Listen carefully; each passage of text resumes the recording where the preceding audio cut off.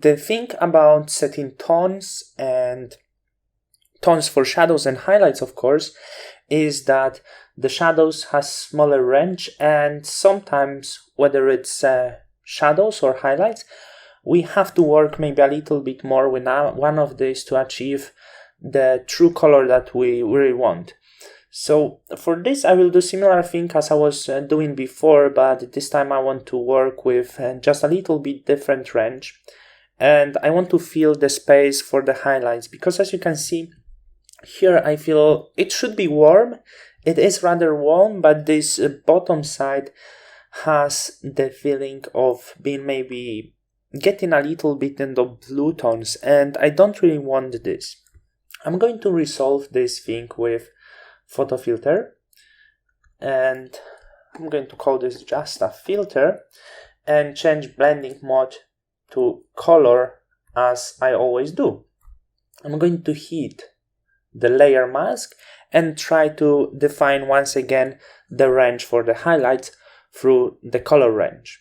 So I'm going to color range, and I believe there is highlight selected, but the fuzziness I want much lower, because as you can see, her face is rather, well, I would say saturated in the yellow colors and oranges, but the floor has still some of the blue colors. So defining this range should be okay. It's still on the body and big range on the floor.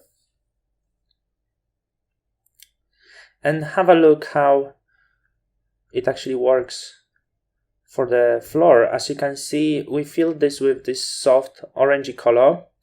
I could actually try to work by picking up the exact color I would like to. Maybe that would be some color of the face or tones on the forehead, and try to fill this more with this color, this existent color.